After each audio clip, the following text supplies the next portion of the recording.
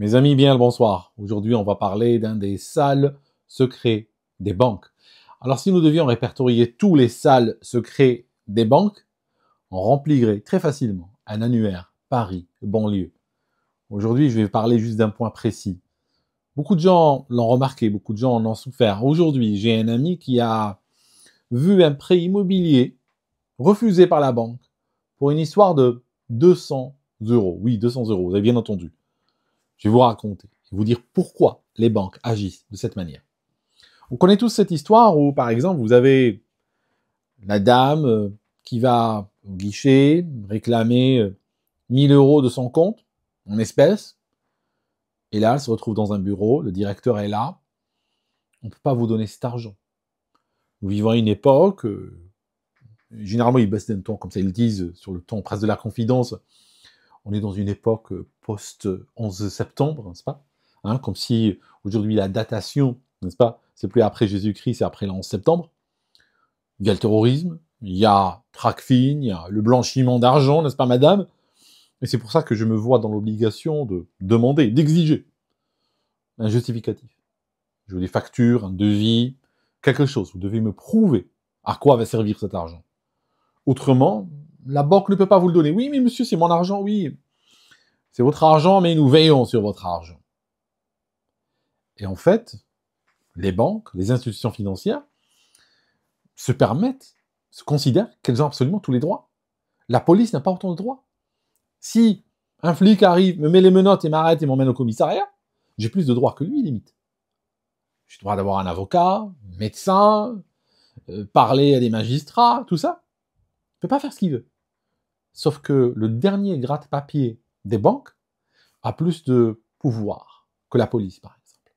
Pourquoi? Parce que nous vivons dans un monde qui est de plus en plus façonné pour le pouvoir illimité de l'institution bancaire.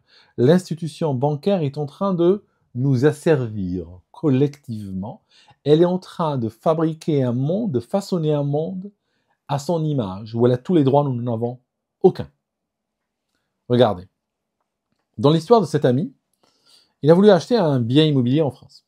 Donc il a commencé à récolter toutes les pièces du dossier. Vous savez, en France, rien que pour obtenir une carte de piscine municipale, il faut une carte tablée de documents. Il faut, toute ta vie, tu dois la balancer en fiche cartonnée. Extrait de naissance, certificat, justificatif, duplicata, photocopie, légalisation, formulaire, photo, visa, tampon, timbre, pour une carte à la piscine municipale. Donc en France, on va dire, il y a cette bureaucratie omniprésente. Et la bureaucratie, si tu veux, elle existe. Pourquoi elle existe? C'est tout simplement des fonctionnaires qui doivent justifier leur existence. Donc plus tu as de fonctionnaires, automatiquement, plus tu as de bureaucratie. Si tu doubles le nombre de fonctionnaires dans un pays, automatiquement, le nombre de formalités va doubler. C'est simple. Ils sont en train de justifier leur existence. Maintenant, une fois qu'il a cette carte tablée de documents, je vous disais, il est content, il se dit c'est fini, c'est bon.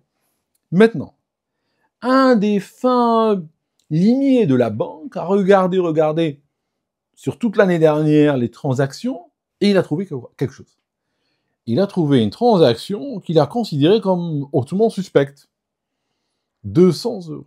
Cette personne a viré 200 euros sur un compte Revolut d'une personne de sa famille étudiante de son état.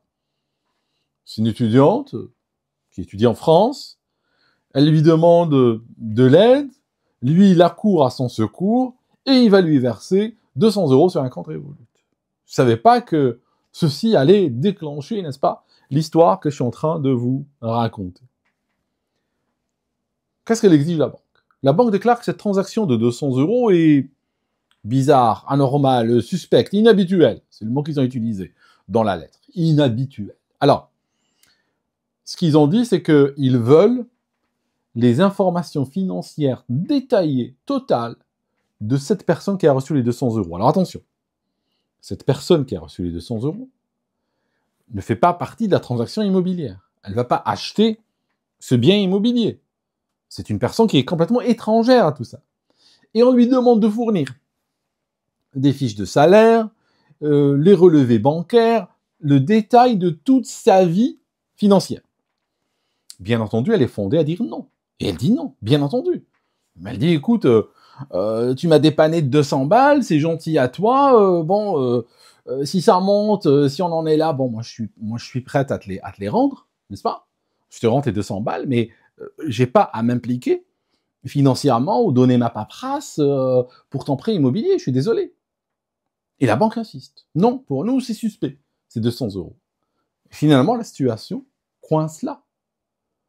C'est atroce qu'on fasse vivre ce genre de choses à des gens.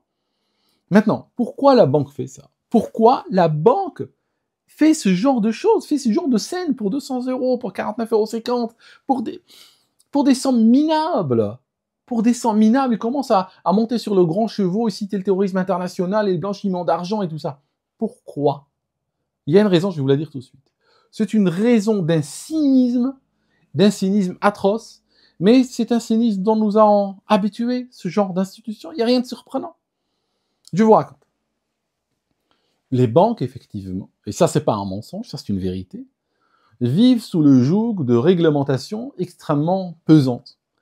Réglementations qui viennent de la France, qui viennent de l'Union européenne, qui viennent des États-Unis, qui viennent de divers accords internationaux bancaires et tout ça, qui font que la banque doit faire attention à ce que ses services ne soient pas utilisés pour des blanchiments d'argent, pour des mafias, pour de l'argent sale, pour de la corruption, pour l'évasion fiscale.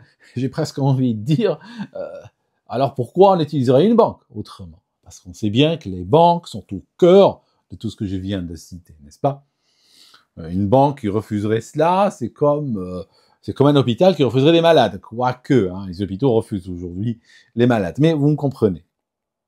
Alors, qu'est-ce qu'elles font les banques?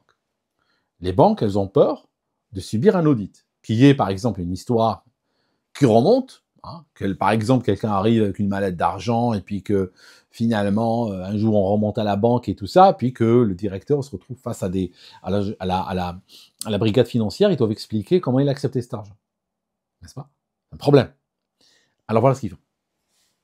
Dans tout ce qu'on appelle la due diligence, la banque a une obligation de moyens, elle n'a pas une obligation de résultat. Et là, je suis sûr que beaucoup ont déjà compris où je veux en venir. Ça veut dire quoi? Quand on a, mettons, juste pour donner un exemple, mettons qu'on a un représentant d'un moustachu, d'un président à vie d'Afrique ou d'Amérique latine. Alors, ce moustachu va envoyer un représentant, un plénipotentiaire, présentement. Donc, il va envoyer le plénipotentiaire avec une mallette, plein d'argent. Il prend l'Air France, business class, first class, il débarque le matin à Charles de Gaulle et il va à la banque. On prend l'argent, n'est-ce pas, une petite coupure, on met l'argent sur un compte, on lui sert un bon café et un croissant, n'est-ce pas, et puis on lui offre une bouteille de whisky parce qu'on sait que son patron apprécie ça et puis le patron est très apprécié au sein de la banque. Donc on lui offre un cadeau. Okay. Problème. Mettons que cette histoire, plus tard, s'ébruite, que cette histoire fait des petits, et que la gendarmerie ou la police sont là. Qu'est-ce qu'on fait? La banque doit prouver que, en général, elle se donne les moyens d'éviter ce genre de choses. Mais que de temps en temps, effectivement, on n'est pas parfait, malgré tous les dispositifs que nous avons en place, monsieur l'agent, pour éviter ce genre d'incident. Malheureusement, parfois, ils arrivent. Mais en termes de moyens, je peux vous prouver que nous avons déployé les moyens. Alors voici, dossier, Madame Michu, 250 €, nous l'avons déclaré à Tracfin. Monsieur Machin, il est venu, il a rapporté 800 €, et bien celui-là, nous l'avons également signalé. Celui-là, il a demandé un prêt bancaire, on avait 200 € qui n'étaient pas très clairs dans l'histoire, qui étaient inhabituels, nous avons refusé le prêt bancaire. Donc, ce que la banque veut, c'est énormément de documents pour prouver sa bonne foi, pour les sales affaires qu'elle fait. Eh oui, c'est ça l'idée. C'est-à-dire que on va avoir des milliers de mini-dossiers, signalements, fiches, tout ça, montrant qu'on est en train de faire des efforts pour éviter le crime financier. Comme ça, quand il y a un souci, ben on peut prouver sa bonne foi. On dit, regardez, nous on était carrés, on a fait tout ce qu'on a pu.